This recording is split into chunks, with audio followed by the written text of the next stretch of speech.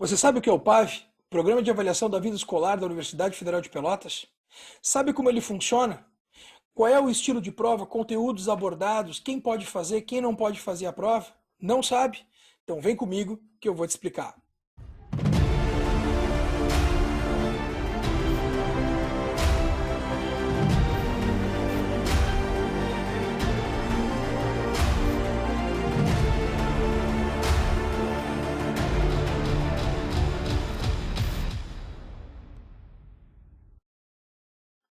Fala galera, aqui é o professor Ayrton Munhoz e você está no canal Papo de Historiador. E esse programa é um oferecimento do curso Doctor Pré-Vestibular.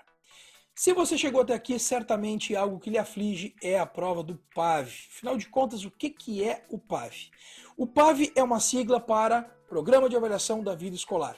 Por definição, é uma modalidade alternativa de seleção para os cursos de graduação da Universidade Federal de Pelotas, constituindo-se em um processo seriado composto por 3 etapas, de modo gradual e sistemático, que acontece ao longo do ensino médio, ao longo dos 3 anos do ensino médio.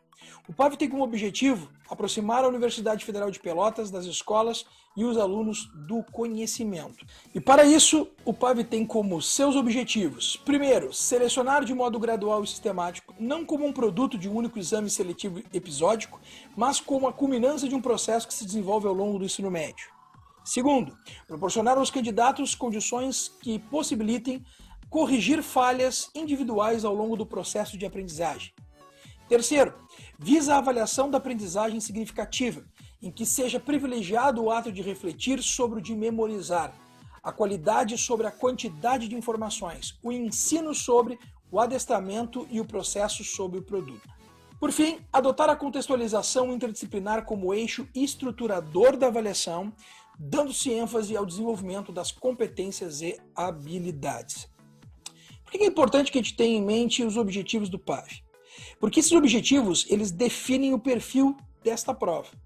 A prova do PAV, como um sistema de avaliação seriado, ele é aplicado no final de cada término de um ano do ensino médio. Então o aluno termina o primeiro ano do ensino médio, ele faz uma prova com os conteúdos daquele ano. Uma prova que terá 5 horas de duração e que conterá 50 questões. Um tempo bastante razoável, por exemplo, quando a gente compara com a prova do Enem, onde tu vais ter no primeiro dia de prova, além de 2 áreas do conhecimento, a redação, e um total de 6 horas e meia para conseguir realizar este desafio. No PAV, o aluno tem mais tempo e realiza menos questões, de modo que ele possa se concentrar, se dedicar mais para ter um bom desempenho no sistema de avaliação.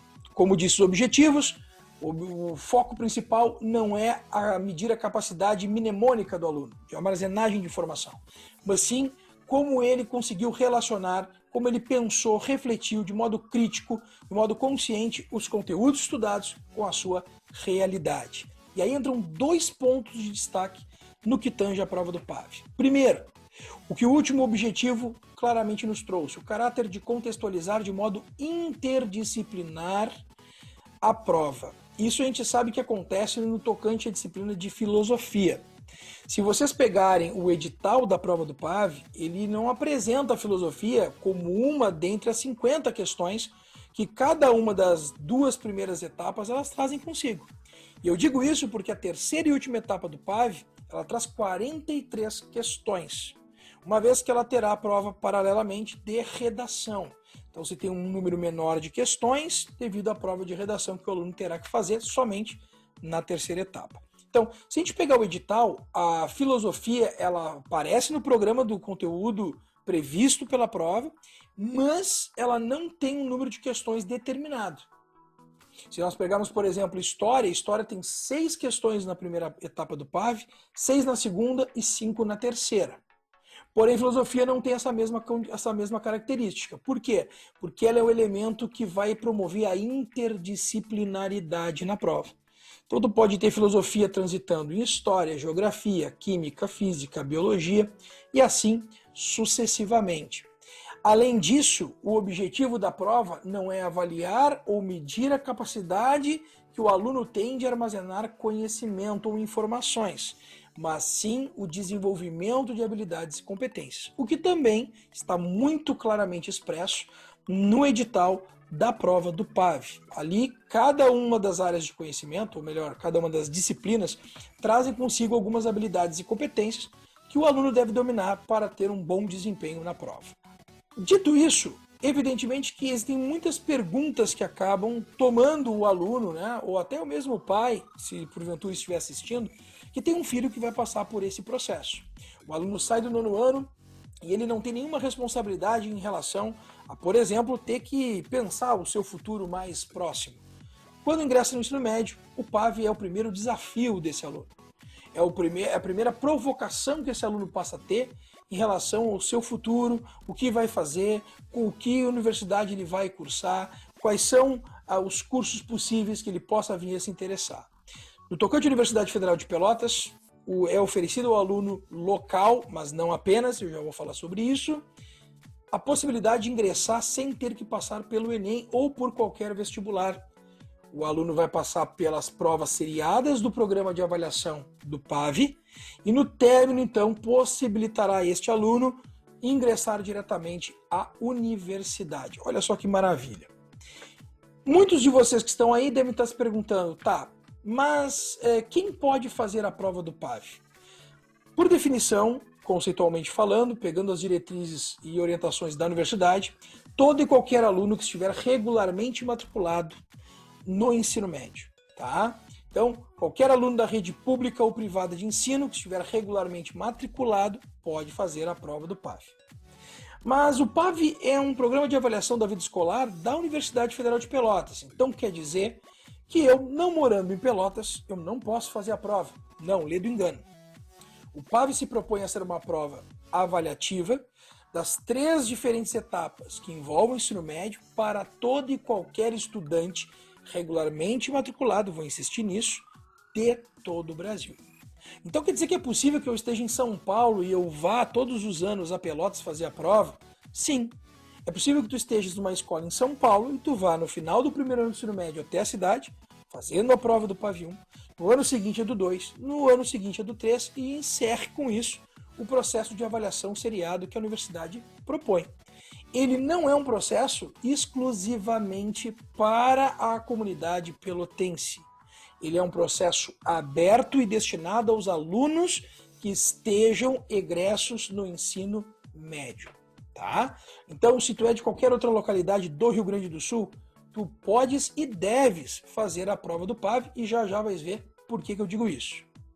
Outra pergunta muito frequente, que é feita pelos alunos, é quanto às vagas destinadas pela universidade para esse processo. É sabido que a UFPEL avalia os egressos aos cursos mais diversos que ela oferece através da modalidade Enem. Porém, o PAV tem como reserva de vaga 20% de todas as vagas dos cursos da universidade, o que dá cerca de 800 vagas reunindo todos os cursos que a UFPEL oferece. Dessas 20% das vagas, que seriam 800 vagas no total, 80% destas são destinadas a alunos oriundos de escola pública, enquanto que os demais 20% serão destinados a alunos de ampla concorrência, ou seja, alunos oriundos da escola privada.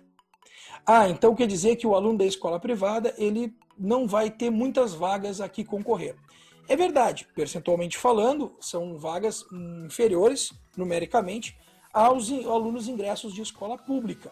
Porém, nós temos que pensar que quando a gente fala em ingresso de forma ampla via Enem à universidade, o nível de concorrência é nacional. E ainda que a prova do PAV ela preveja a possibilidade de qualquer aluno regularmente matriculado no ensino médio, de qualquer parte do Brasil, fazer a prova, majoritariamente os alunos que prestam esse exame são os alunos de Pelotas e cidades adjacentes. São poucos os alunos que vêm de outras regiões do Brasil para fazer o programa seriado oferecido pela universidade. Sendo isso uma verdade, então quando a gente imagina que eu tenho a opção de, ainda que 20% apenas do total de vagas destinadas pelo PAV, de concorrer para ingressar à universidade, quando eu comparo isso com o universo de concorrentes que é o Enem, naturalmente eu passo a ter ainda no PAV uma grande vantagem ao aluno de Pelotas e região como forma viável de ingresso à universidade. Imagina que um curso bastante concorrido, vamos dar um exemplo, medicina. A medicina ele é um curso almejado por alunos do Brasil inteiro, das mais distantes realidades e regiões. Dessa forma, é evidente que quando eu pego um curso nesse calibre e eu vou buscar o ingresso por vias do Enem, o nível de concorrência e a quantidade de candidatos por vaga é muito maior do que as vagas, ainda que, de novo, insistirei, 20% do total previstas pelo PAV, que ele vai então buscar disputar por esse processo de ingresso à universidade. Então, você que vai fazer o PAV buscando a ampla concorrência, não desanime, porque o PAV ainda é para ti porta de entrada à universidade mais acessível. Uma outra pergunta bastante recorrente da mesma forma é: reprovei na escola, o que eu devo fazer? Se tu reprovou na escola, digamos que tu estejas no primeiro ano do ensino médio, tu reprovou, e aí no ano seguinte, então, tu vai novamente estar no primeiro ano do ensino médio. O que tu deves fazer? Se tu já fez a prova do PAV naquele ano, tu vais ter então que repetir a prova, tá? Porém, quando te inscreveres na prova no ano seguinte, quando repetente, na hora da inscrição, tu vai ter que escolher a opção migração. E dessa forma, a universidade entenderá que tu estás repetindo o processo avaliativo e ele passará a considerar a última nota. Então, digamos que no primeiro ano em que tu rodou no ensino médio, tu fosse melhor que no ano seguinte que tu repetiu aquele mesmo adiantamento. Isso não importa. A nota que prevalecerá será a última nota. Mas é possível que tu possas fazer o sistema de avaliação do PAV caso tu venhas a reprovar. Depois, outra pergunta. Não fiz uma etapa do PAV. Posso fazer as outras? Vamos lá. Como eu disse no início, o PAV é um processo de seleção seriado, que se divide em 3 etapas. Vamos imaginar que o aluno fez o PAV 1, a primeira etapa, quando terminou o primeiro ano do ensino médio.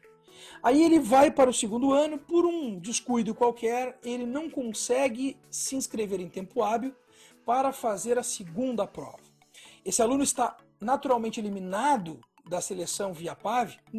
Não, porque o edital do PAV, ele determina que o aluno que passe pelo processo, ele tem que fazer minimamente 2 das 3 etapas que cumpre a seleção seriada. Então, se o aluno fez o PAV 1, mas ele não fez o PAV 2, então ele vai fazer, quando estiver no terceiro ano, o PAV 3. A nota da prova que ele deixou de fazer, ela é considerada como 0. Soma-se então para o ranking final a nota tirada na primeira etapa do processo e na última etapa do processo. Ainda assim, é possível que o aluno consiga uma vaga? Sim, nós temos vários exemplos de alunos que foram muito bem na primeira etapa, muito bem na terceira etapa e conseguiram sobrepujar o fato de terem ficado com uma nota 0 na segunda etapa. Até porque cada uma das etapas ela tem um peso distinto. Então o PAV 1 ela tem um valor de 1, o PAV 2 de 2 e o PAV 3 de 3. No somatório geral das notas, então a prova com maior valor é a última prova, é a prova do PAV 3. Enquanto que as demais provas têm pesos menores. Então sim, é possível que eu faça 2 das 3 etapas e ainda assim possa concorrer a uma vaga. Qual é o detalhe importante nesse caso? Se eu, por exemplo, fiz o PAV 1 e o PAV 2, mas eu não fiz o PAV 3, então eu estou automaticamente desclassificado. Mas só um pouquinho, Ayrton. Acabou de dizer que diz o edital que eu devo fazer pelo menos 2 etapas da prova. Se eu fiz o PAV 1 e o PAV 2, eu cumpri as 2 etapas, das 3 que envolvem o processo. É verdade. Só que tem um pequeno detalhe, um pelinho do ovo aí. Uma das condicionantes que o edital traz é que uma das 2 etapas que o aluno realizara tenha que ser a terceira etapa. Então tu podes ter feito a primeira etapa do PAV e a terceira, a segunda e a terceira, mas não a primeira e a segunda, pois Diz o edital, o aluno deve cumprir obrigatoriamente a terceira etapa, tá? Então, se uma das anteriores tu vieres a falhar por alguma casualidade, é fundamental que tu tenhas feito a terceira etapa e isso vai te garantir que, somado a uma outra das duas etapas, tu possa ter um ranking final, a nota final, que vai te colocar no páreo por uma vaga na Universidade Federal de Pelotas.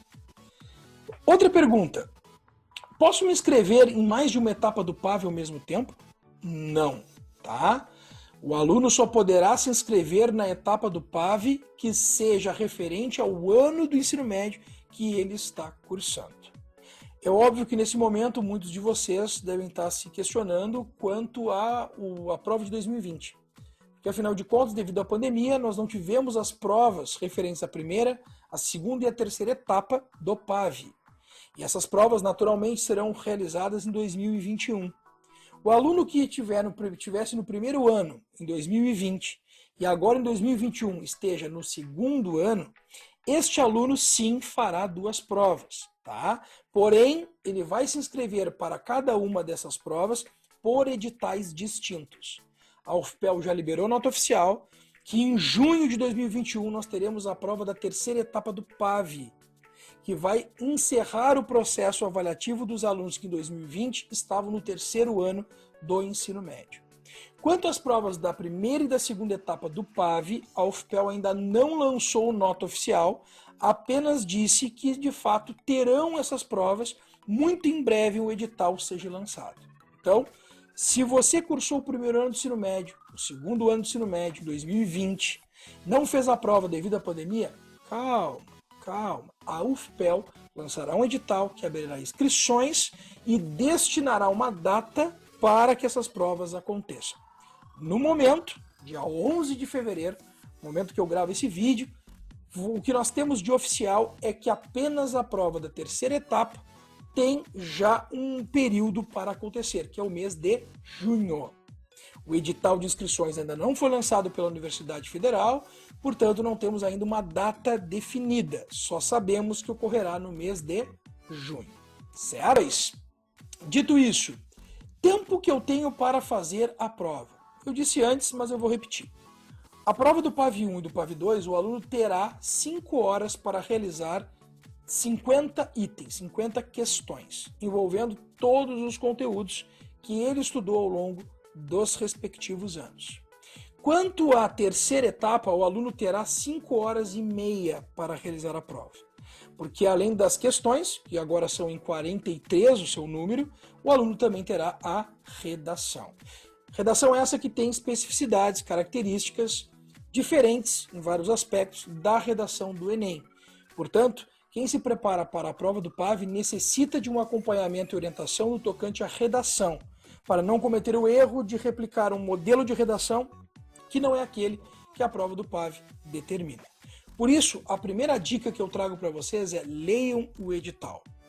O edital é a regra do jogo, é o que vai definir quais são os passos que o aluno deve seguir para cumprir a avaliação proposta pela universidade, dividida então os 3 anos respectivos do ensino médio. Uma outra questão importante. Se eu errar uma questão na prova, eu perco pontos? O edital diz que sim. Para cada questão que o aluno marcar e que estiver errada, o aluno perde 10% da pontuação de uma questão que ele venha a acertar. Bom, então isso é sacanagem, porque se eu errar determinadas questões, eu vou ter minha nota diminuída? Só que aí a prova do PAV, ela te traz uma possibilidade. Cada questão terá 5 alternativas, A, B, C, D e E. Porém, haverá uma sexta alternativa, que é a alternativa F. E essa alternativa, ela trará, então, o ignore resposta. O ignore resposta significa que o aluno, ele não vai levar os pontos do acerto, porque ele não marcou o gabarito, mas também não terá o desconto dos 10% em uma questão que, porventura, ele tenha acertado. Então, quando o aluno não tem certeza, quando o aluno tem dúvidas sobre o gabarito de uma questão, ele pode marcar o IR e, com isso, garantir que ele não tenha desconto nas questões que ele acertou.